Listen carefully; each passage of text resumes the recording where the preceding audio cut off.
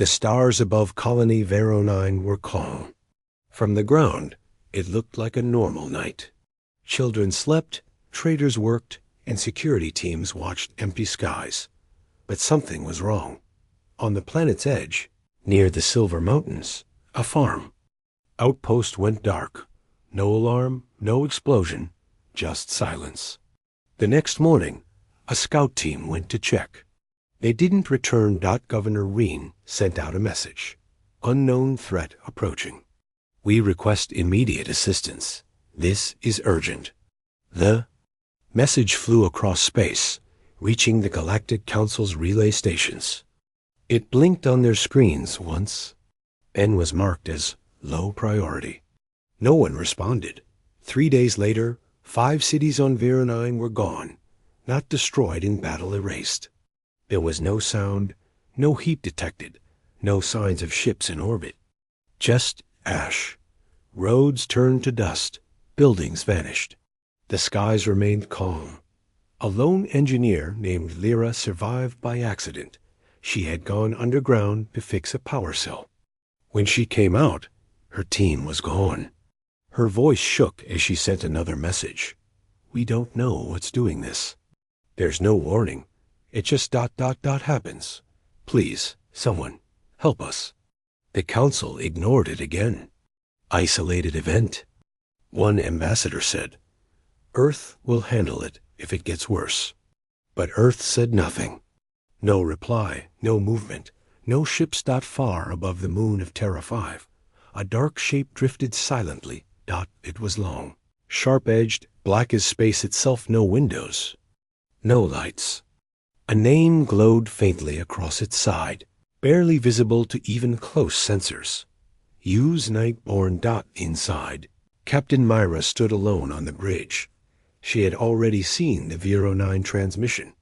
She watched Lyra's tearful face as the message ended in static. Her hand hovered over the console, but she didn't press anything. Behind her, the AI voice spoke quietly, awaiting command. Captain Myra gave a cold, short reply. Deploy. There were no launch orders, no battle horns, no flashy signals. The ship's engines didn't flare. Instead, the UES Nightborne vanished from Earth's orbit like a shadow disappearing in moonlight. No one saw it leave. No one tracked its path. On Vero 9, only one city remained, Citadel Greyrock. Survivors from all over the planet had gathered there. Its walls were strong, its shields powered up. Drones flew in every direction, scanning the skies. Inside the main bunker, Lyra sat with Governor Reen. I've seen war, she whispered. This isn't war. There are no enemies. Reen looked at the hologram of the galaxy. No help was coming. He nodded slowly. Then we end as ghosts. Suddenly, a small girl ran into the room. There's something in the sky, she cried. Reen rushed to the watchtower. He saw nothing, but the wind had stopped. Even the clouds looked frozen. Then, something moved. Just for a moment.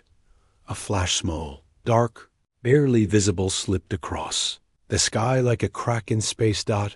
And then everything changed. The sensors didn't pick up anything. But the outer defense towers collapsed in perfect silence. Greyrock's shield blinked once, then twice. Then it shattered like glass. People screamed. Not from pain, from confusion. There were no ships, no weapons, no noise, only fire. White fire, sweeping across the fields like it came from the air itself. Buildings fell without shaking. Machines died without sparking. A soldier aimed his rifle at nothing and fired. The bullet dropped to the ground, unmoved by gravity. Lyra dragged a child into the tunnel below. The tunnel lights flickered, then died. She heard no footsteps, no explosions. Just breath, her own. Then, silence. Above the planet, far beyond the broken clouds, the UES Nightborne hovered untouched, unseen. Its weapons never flashed. Its systems made no sound. Inside, Captain Myra didn't smile. She only whispered, One world. Confirmed. Proceed to next. The AI replied, Target. Vargan 7. Route engaged. The ship disappeared again. Without a sound, without a signal. Without Mercy Dot in the Galactic Council's chamber. A sleepy diplomat looked at his screen, got another signal from Varo-9. He sighed and marked it. Connection lost. Case closed. He never knew that the war had already started, and Earth's answer was flying silently through the stars. Asterisk. The galaxy thought Earth had gone quiet. For years, the United Earth Systems, UES, had sent no fleets, no diplomats, no warnings. Other species assumed humanity was tired of war, or simply weak now. But in the cold shadows of space, hidden beyond the edge of Earth's orbital maps, something had never slept. Its name was Nightborne. The U's didn't call it a warship. They called it a decision. Inside the Nightborne, silence wasn't just a design, it was a weapon. The walls were black and soft to absorb sound. No alarms, no footsteps, no chatter.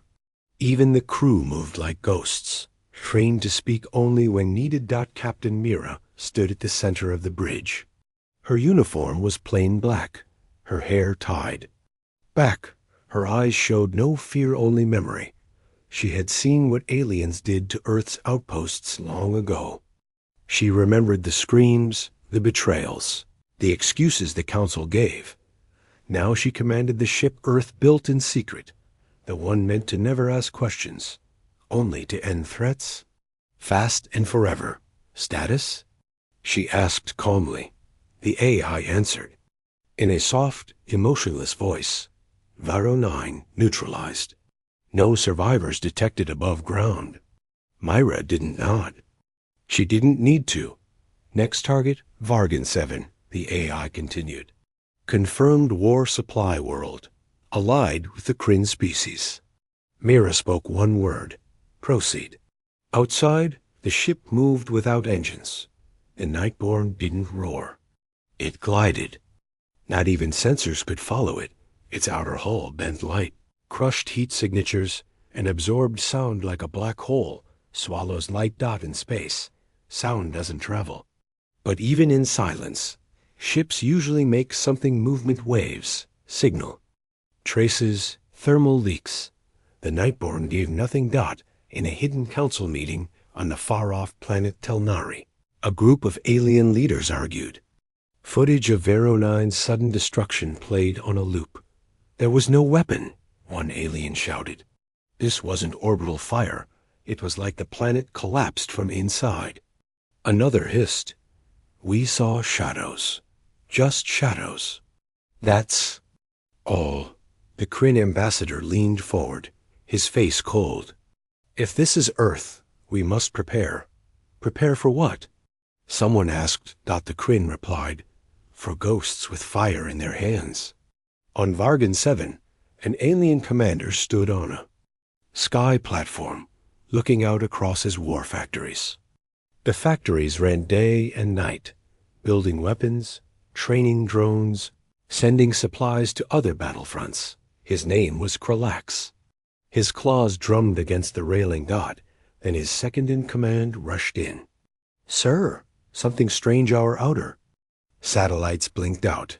Kralax frowned. Was it solar interference? No, sir. They didn't fade. They just vanished. As if something swallowed them. In orbit above Vargan 7, the Nightborne had arrived. No broadcast. No warning. It simply appeared. The AI whispered to Captain Mira. Launching drone probes. Silent insertion. Tiny black specks released from the ship. They didn't buzz or blink. They fell like snow slow, unnoticed. Each one carried nanite swarms and self-guiding fire bursts. They slid through the planet's atmosphere. They didn't burn or flash. They landed in streets, rooftops, even under alien tanks. They waited. At nightfall. Vargan 7 glowed, but not with celebration. One by one, entire weapons factories imploded. Not explode, it imploded, folding in like paper under heat. Soldiers screamed, only to vanish into white light. Krolax watched from his command post as his entire West District turned black. Who's doing this? He roared. Then a screen flickered. A woman's face appeared. Captain Mira. Just for 3 seconds, no sound. No message. Only her cold eyes staring back at him, Then the screen died. Krolax took a step back. Earth has returned. Meanwhile, inside the Nightborne, the crew continued their silent work. The ship didn't celebrate victories. It didn't record kill counts. It didn't fly flags, because it wasn't sent to win a war, It was sent to end them, and somewhere in the dark, another transmission blinked into the Council system. Colony Vargan 7 lost. No survivors. No detected attackers. Cause unknown. The Council marked it. Under investigation. But some already knew. The humans had stayed quiet. For too long. Now, their silence had become a weapon. Asterisk. Krolax stood at the broken window of his tower. The night was quiet, but not the kind of peace he had known. This was something worse. His eyes scanned the burning horizon. The factories were gone. War machines were nothing but piles of glowing slag. Troop centers collapsed like paper tents. Fires danced with no heat, and the ground smoked without wind. He tapped his communicator again. Still dead. His entire planet was dying, and he had no one to call. Hours earlier, the air above Vargan 7 had shimmered briefly. No sensors caught it. Not even advanced Kryn satellites noticed the distortion. But the UES Nightborne had entered. Low orbit. It didn't descend. It just watched. The AI aboard ran thousands of simulations per second. Every building, every street, every bunker on the planet had been mapped within minutes. No alarms were triggered. Captain Mira stood still, arms crossed behind her back. Begin silent firestorm, she ordered. From orbit, it started like a breath. Tiny pods released.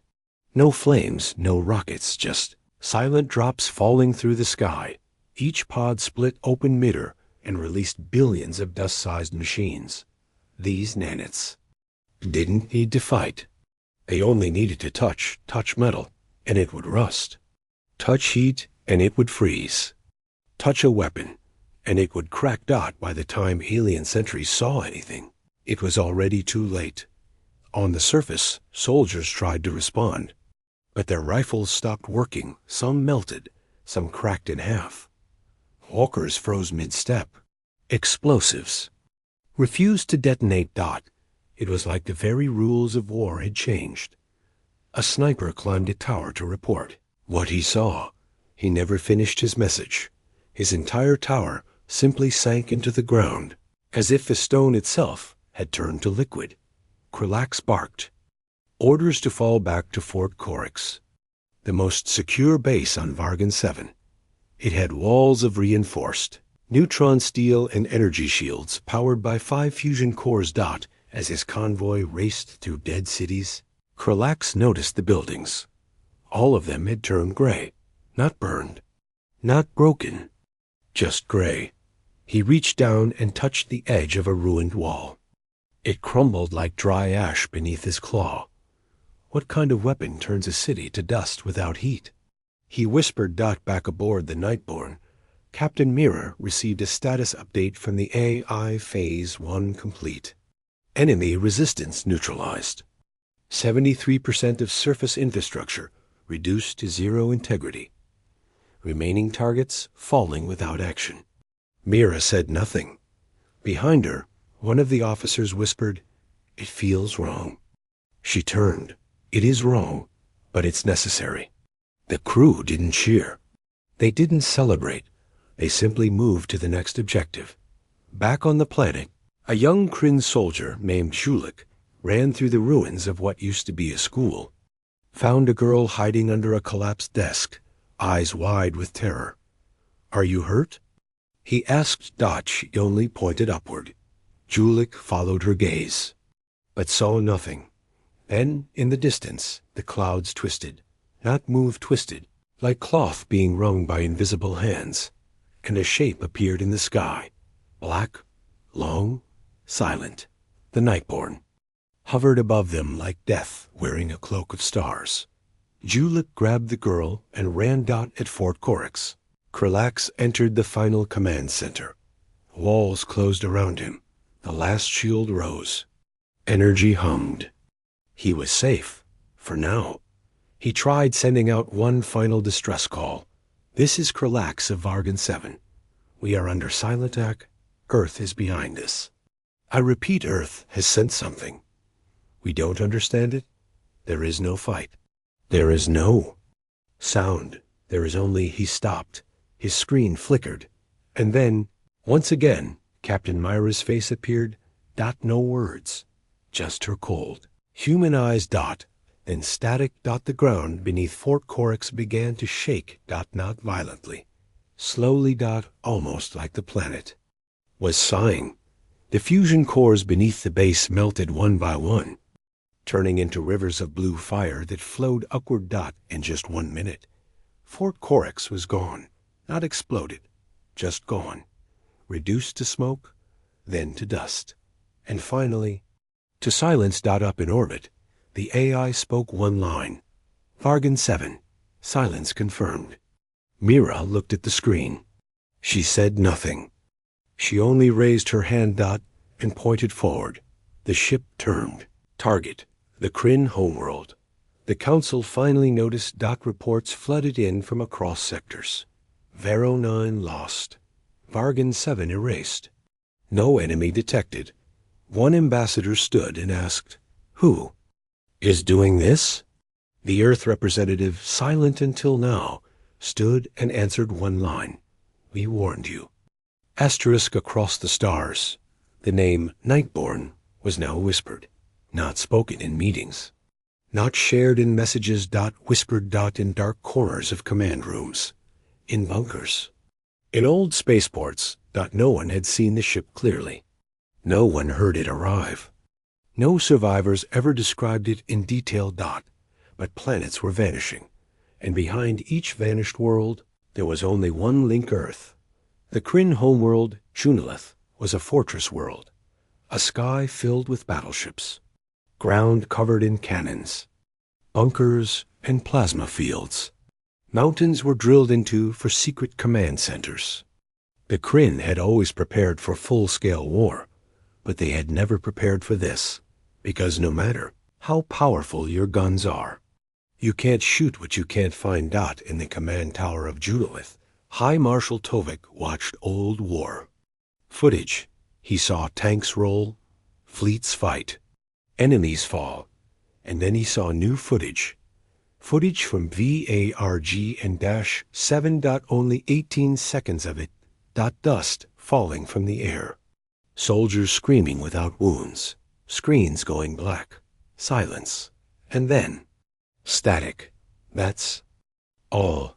He leaned back slowly, began scanning deep space. All directions. His officers looked confused. "For what, sir?" Tove's jaw tightened. "For shadows." At the edge of the Junilith system, sensors picked up. Nothing. No energy bursts. No movement. No gravity waves. But something had. CHANGEDA lone patrol drone blinked offline. Then another. Then all 27 vanished at once. Inside their command ship, officers stared at the screen. All green lights turned black. What just happened? Sensor glitch? No, something is out there. A young tech whispered, "Should we send a warning?" Too late. The UES Nightborne had arrived. It didn't cloak. It didn't activate. Stealth mode, because it had never been visible to begin with. Its outer skin changed shape like liquid. Its silence wasn't powered. It was engineered deep into every layer of metal, fiber, and code, and it had already mapped the entire planet. Below, in the first 6 seconds, inside the ship, Captain Mira stood in the war chamber. Dozens of alien planets floated as holograms before her, but she only focused on one. Junilith. Estimated civilian count? She asked. The A. I responded. 9.4 billion. Military personnel. 3.1 billion. Active fleet. 1.5 million war-class units. Status? No threat detected. Myra's voice was quiet. They still think this is war. She turned to her strike team. Let's remind them what silence feels like. Down below, panic had already started. Not from attack, but from the absence of one. Satellites stopped. Sending signals. Orbit defense platforms showed green, but wouldn't respond. Troops reported all clear, but every hour, one more base lost contact. No wreckage. No debris.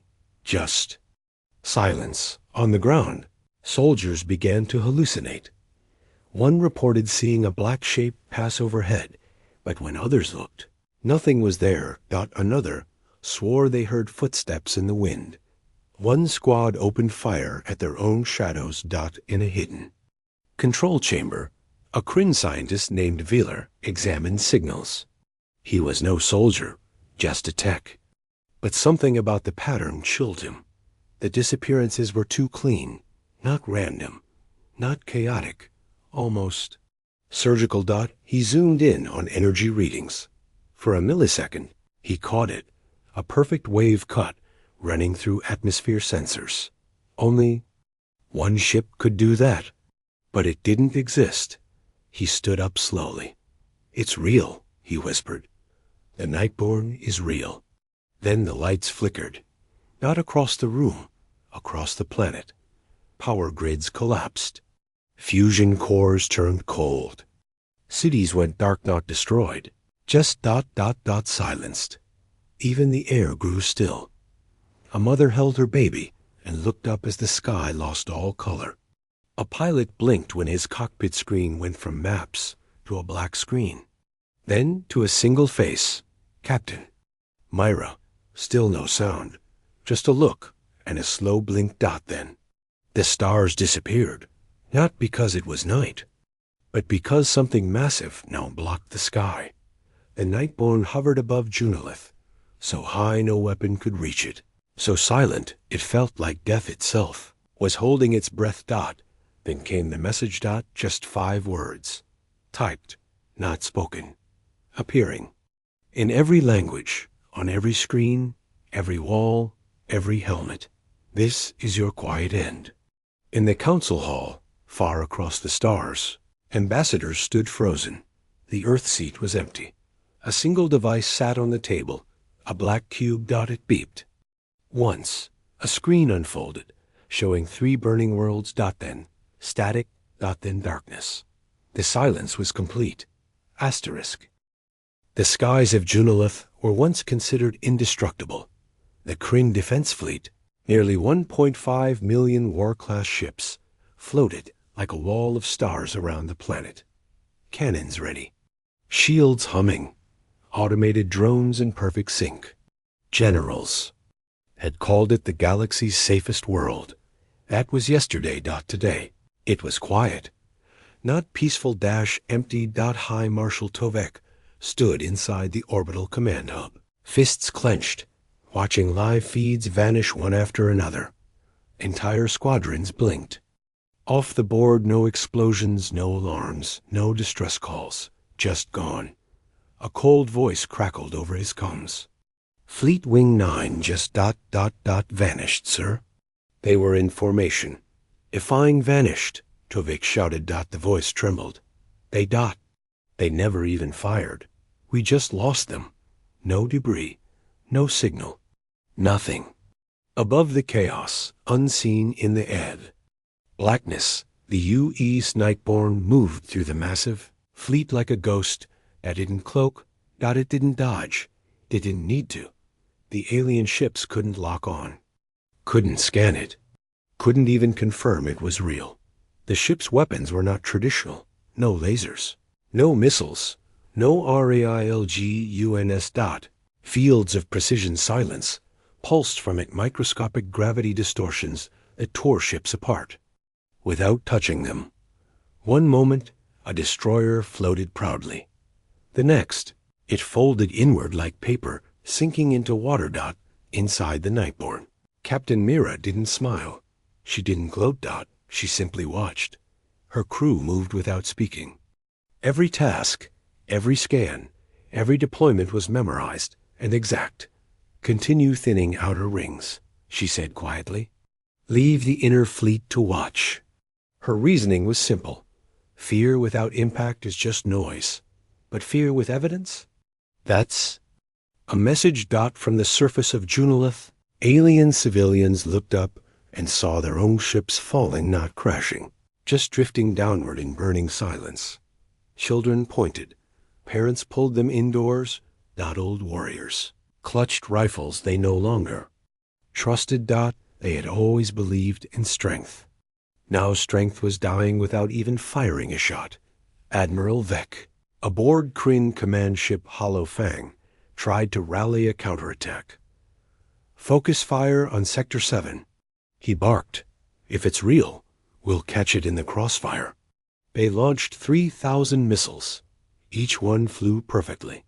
Each one detonated in space and hit nothing, not even air. Then his ship's windows froze from the inside. One by one, officers collapsed at their stations. No wounds. Just blank stares. Norrell shut down. Only Vec remained alive, long enough to see a shape pass across his bridge. Shape with no face, no engine, just shadow. The Council, now fully aware of Earth's retaliation, gathered in secret chambers. Screens showed wreckage, what little was left. One diplomat leaned forward. We need to send peace envoys. Another snapped. Peace? They're not talking. They're showing. A third trembled. It's one ship. The room fell silent. No one had an answer. Because one ship was doing what no empire ever could, erasing fear itself and replacing it with silence. Back aboard the Nightborne, a young crewman finally broke protocol. He whispered, Captain ... When do we stop? Mira stared at him for a long moment. Did they stop? She asked. When our colonies cried for help? The boy lowered his head. She turned away. Then came something unexpected. A single Kryn ship. Tried to escape. Not fight. Flee. The ship broke formation and jumped to light speed. Inside the alien cruiser, the pilot screamed into his console. I don't want to die in silence. Anyone, Council, pirates, Earth, someone answer, please. But when his ship emerged in deep space, the Nightborne was already waiting. No charge-up. No weapons fired. Just one pulse of lightless energy. The fleeing ship collapsed in on itself and disappeared. Gone. Forever. The next morning. Across the galaxy, thousands of systems received a single signal. It wasn't from Earth. It wasn't even from a person. It was from the Nightborne itself. Just a single image. A planet turned to ash. And a message below it. Do not wait for sound. If you see us, it's already over. Asterisk. By now, the galaxy had stopped asking if the Nightborne was real. Now they asked something worse. Where will it go next? The Kryn Empire had lost 5 worlds in 4 days. No battles, no prisoners, no demands. Just planets left in a layer of gray ash. And a chilling silence. They tried to track the Nightborne. They sent thousands of probes, but nothing returned. Not even debris. It was as if space itself refused to give answers. On a neutral moon station called Veritas, over 40 species gathered. In secret, admirals, kings, scientists, warlords. The walls buzzed with tension. A council leader stood. Earth's silence is not weakness, he said. It was the deepest warning. A reptilian general hissed. We underestimated the humans. Another voice added. No, we taught them silence by ignoring their cries. Now they've given it back to us. As fire. The chamber went quiet. when a new signal blinked onto the room's center console. It was from an old observatory, 14 light-years away. The message: Starbase Arcos is gone. No sign of combat. One shape seen, no sound, no survivors. In a lonely corner of the galaxy, far from the Kryn, a peaceful farming world named Thalos 3 had never fired a weapon. They stayed out of wars. They had no alliances. They simply grew crops. But one day, every light in the sky vanished, and the soil turned to glass. No one ever found Thalos 3. Again, not even its sun remained. On the UES Nightborne, the crew didn't cheer. They didn't even speak unless required. Their mission was not revenge. It was response. Captain Mera stood in her quarters, staring at a single photo, one taken years ago, of a human family standing in front of an old Earth outpost. She turned it over. Handwritten. On the back, "Please come home safe." She placed it on the wall beside hundreds of others' faces of colonists who had once begged for help, but were ignored. Elsewhere on the ship, the AI whispered a new status update. Kryn Empire Command Center located. Estimated resistance high. Psychological surrender 72% probable. Captain Mera gave one quiet order: let them speak first. Back on Junilith, the Kryn homeworld, panic turned into desperation. Entire cities were evacuated. Armies disbanded. Religious temples that once cursed. Humanity now prayed for its forgiveness. In the heart of the Kryn capital, Ambassador Cullivan stood before every remaining leader. "There's only one chance left," he said. "We send a message not to Earth, not to the Council." Everyone looked confused. "To the ship," Cullivan said. "To the Nightborne itself." A single drone was launched into space. No weapons, no cloaks. Just one glowing message written across its surface in every known galactic language: "We surrender. Please stop. We understand now." The drone floated for hours, then seconds, then milliseconds, before it could finish its final rotation. It disintegrated into a fine dust. Aboard the Nightborne, the AI spoke again. Message intercepted. Meaning clear. Recommended response: await command. Captain Mera said nothing. She simply walked to the ship's central viewing dome. She looked out across the stars, across all the lies, silence, and excuses the galaxy had given Earth. And then she whispered, "They're only sorry now because they're afraid. They don't mourn the ones we lost. They mourn their turn." Her hand hovered over the control panel, then stopped. "Prepare final transmission," she ordered. "Let it echo where their screams didn't." That day, the galaxy changed. Screens across thousands of systems turned white, then black, then one. Final broadcast began. A calm human voice recorded by Mera long ago played everywhere. "This is Captain Mera of the UES Nightborne. We do not come for power. We do not come for territory. We come because when Earth begged for help, the stars stayed silent. Now, so will we." The message ended. No threats, no demands, no second chances.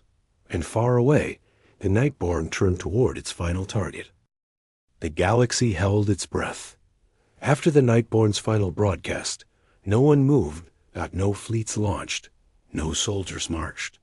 No orders were given, because no one knew who would vanish next. On a distant planet called Dalaris Prime, civilians packed ships and left their homes behind. Their skies had never been touched by war, but now they feared the silence itself. On Council Station Theta, meetings stopped mid-sentence. Documents were left unsigned. Entire sectors went dark voluntarily, hoping the Nightborne would pass them by. But Earth never answered the calls, and the Nightborne never made promises. In the heart of the Kryn Empire, the last surviving war leaders activated a hidden bunker deep inside a frozen moon. Their goal was survival, But survival requires sound, heat, life. That moon went cold within hours. When a scout returned months later, he found the bunker intact, untouched, but every occupant was gone. No damage. No blood. Only silence. Back aboard, the Nightborne, Captain Mira sat alone in the observation chamber.